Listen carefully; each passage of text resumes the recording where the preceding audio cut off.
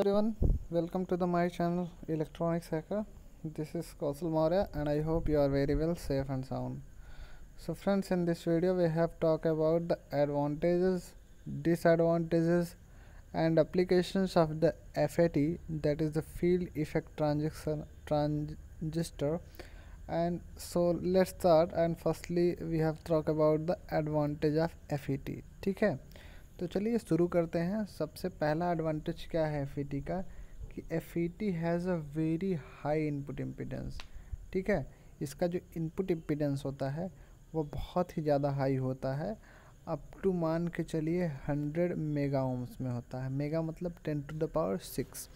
तो दोस्तों which shows a high degree of isolation between the input and output circuit, जो कि आपका हाई डिग्री आइसोलेशन शो करता है इनपुट और आउटपुट सर्किट के बीच में। दोस्तों अगर इसका इनपुट इम्पीडेंस इतना ज़्यादा है तो ऑब्वियस सी बात है कि इस पे नॉइस का इफ़ेक्ट कम होगा। ठीक है, तो दोस्तों नेक्स्ट इसका क्या एडवांटेज है कि the operation of FET depends upon the majority carriers. दोस्तों जैसा हम BJT में पढ़ते आए हैं कि वहाँ पे हमारा जो क्या कहते हैं ऑपरेशन होता है वो मेजॉरिटी और माइनॉरिटी दोनों पर डिपेंड करता है। जैसे मेजॉरिटी में कभी होल होगा तो कभी इलेक्ट्रॉन होगा, और माइनॉरिटी में इसके वाइस वर्सा, अगर होल है तो इलेक्ट्रॉन और इलेक्ट्रॉन है तो होल। लेकिन जब हम बात करेंगे फील्ड इफेक्ट ट्रांजिस्टर की तो इसको हम यूनिपोलर भी कहते हैं। क्यों कहते हैं? क्योंकि इसमें जो कंडक्शन टेक्स प्लेस होता है, या दोस्तों हम इसके ऑपरेशन की बात करते हैं तो सिर्फ और सिर्फ मेजॉरिटी चार्ज कैरियर के कारण ही आपका जो है ऑपरेशन होता है। देखिए एग्जांपल में दिया गया है electrons in the n channel and holes in the p channel FET। तो जब n चैनल का FET होगा तो उसमें इलेक्ट्रॉन होंगे मेजॉरिटी में, और जब p चैनल का होगा उसमें होल होंगे मेजॉरिटी में। तो दोस्तों ये क्यों होंगे, ये मैंने आप जो है ECD के प्लेलिस्ट में पहले मैंने एक आपको FET के ऑपरेशन के ऊपर एक वीडियो बना रखा है, तो उसमें आपको अगर देखेंगे तो आपको क्लियरली समझ में आ जाएगा। नेक्स्ट बात करता है दोस्तों which do not cross junctions.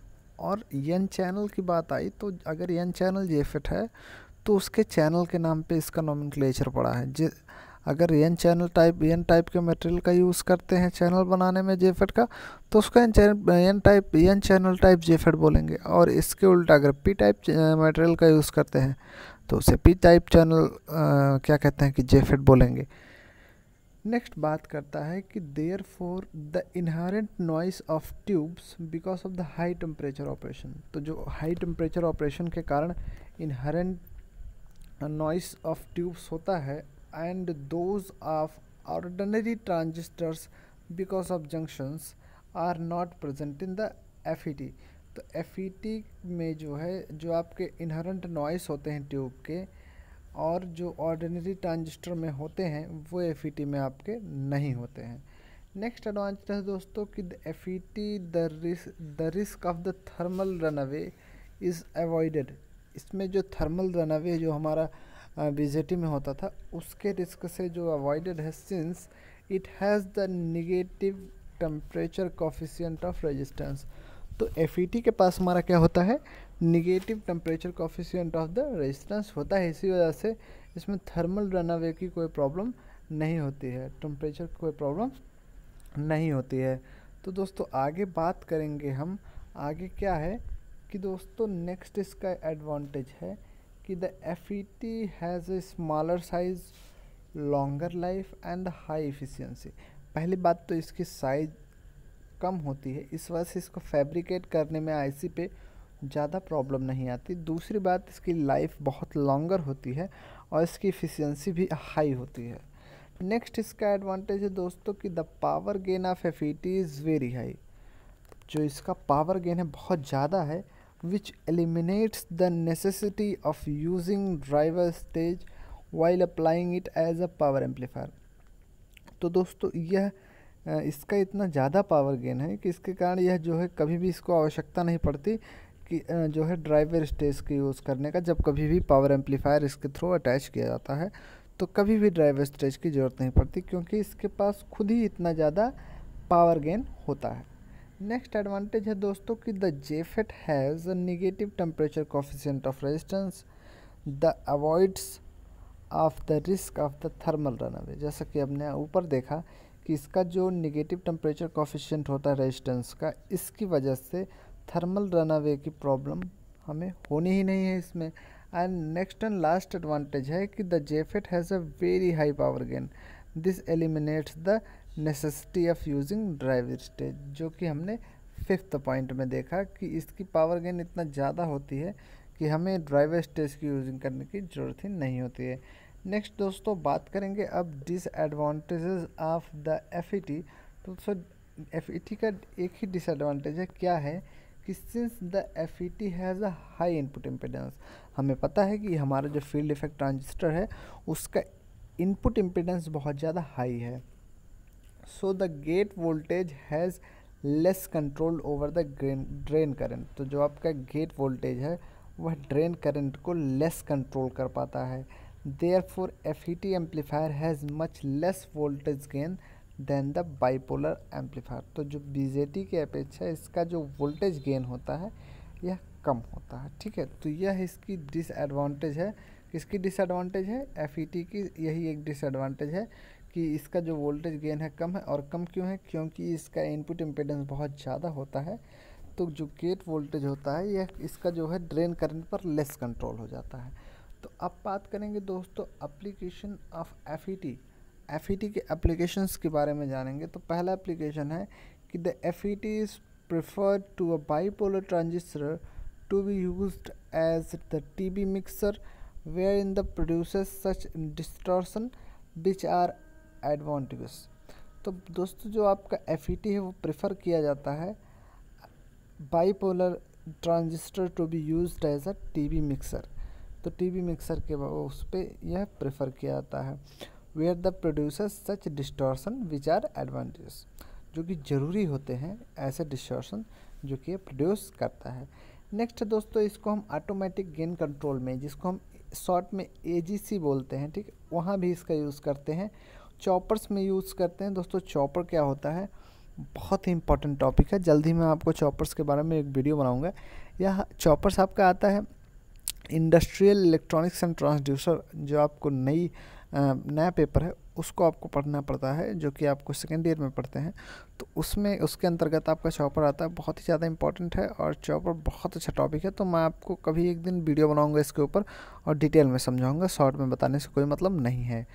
तो दोस्तों नेक्स्ट है कि चॉपर और वोल्टेज वेरिएबल रजिस्टर, इसको आप जानते हैं, उसमें भी एफईटी का यूज़ किया जाता है।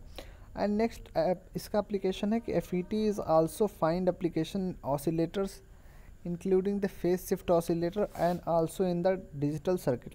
दोस्तों इसका ऑसिलेटर में फेज शिफ्ट ऑसिलेटर, देखो ऑसिलेटर भी आपको ईसीडी के पार्ट 2 मतलब EDC electronic devices and control circuits में पढ़ने होंगे, जो कि सेकंड पार्ट है। उसमें ऑसिलेटर आपका एक तरह का एम्पलीफायर है, ऐसा एम्पलीफायर जिसको बिना किसी इनपुट दिए आउटपुट लिया जाता है। मतलब बिना किसी इनपुट दिए आउटपुट लेने वाले सारे एम्पलीफायर को ऑसिलेटर बोलते हैं।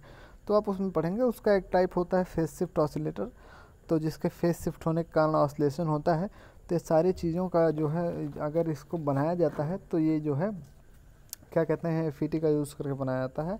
और कुछ डिजिटल सर्किट्स का भी एफईटी का यूज डिजिटल सर्किट्स में भी किया जाता है। नेक्स्ट दोस्तों इसका एप्लीकेशन है कि FET used as a noise free amplifier. FET का यूज़ कहाँ किया जाता है? जब हम नॉइस फ्री एम्पलीफायर डिज़ाइन कर रहे होते हैं। नेक्स्ट है दोस्तों कि FET used as the buffer amplifier. कहाँ पर? बफर एम्पलीफायर में भी इसका यूज किया जाता है। तो FET are use to the phase shift oscillator, जैसे मैंने आपको पहले बताया। तो दोस्तों ऑसिलेटर की बात आई है तो थोड़ा सा ऑसिलेटर का आप एक तरह कह लीजिए कि ओवरव्यू जान लीजिए कि हमारा जो ट्रांजिस्टर होता है इसको एम्पलीफायर की तरह काम करने के लिए बनाया जाता है, ठीक है। और जो ऑसिलेटर होता है वह एक एम्पलीफायर ही होता है। बस बात इतना होती है कि एम्पलीफायर में हमेशा नेगेटिव फीडबैक यूज़ किया जाता है और ऑसिलेटर में हमेशा पॉजिटिव फीडबैक यूज़ किया जाता है। तो दोस्तों नेगेटिव फीडबैक, पॉजिटिव फीडबैक क्या होता है, एक फीडबैक एम्पलीफायर भी चैप्टर है, सेकेंड ईयर में है, तो आपको आगे मिलेगा। और ऑसिलेटर, किसी एम्पलीफायर को हम ऑसिलेटर तभी बना सकते हैं जब वह एम्पलीफायर बार्कहाउसेन की क्राइटेरिया को सेटिस्फाई करे। तो क्या होता है बार्कहाउसेन क्राइटेरिया, क्या होता है फेज शिफ्ट ऑसिलेटर, क्या होता है ऑसिलेटर, ये सब आपको ईडीसी के एक नए चैप्टर में जिसका नाम है ऑसिलेटर एम्पलीफायर, तो वहाँ आपको मिल जाएगा। तो दोस्तों बार्कहाउसेन के जो दो प्रिंसिपल है, पहला प्रिंसिपल ये है कि always used the positive feedback, and second क्या कहते हैं, सेकंड प्रिंसिपल उनका था कि द द क्या product of the alpha and the beta is equal to the unit, मतलब 1, मतलब alpha dot beta is equal to 1, where the alpha is the amplifier gain, main amplifier gain, and beta is the feedback amplifier gain.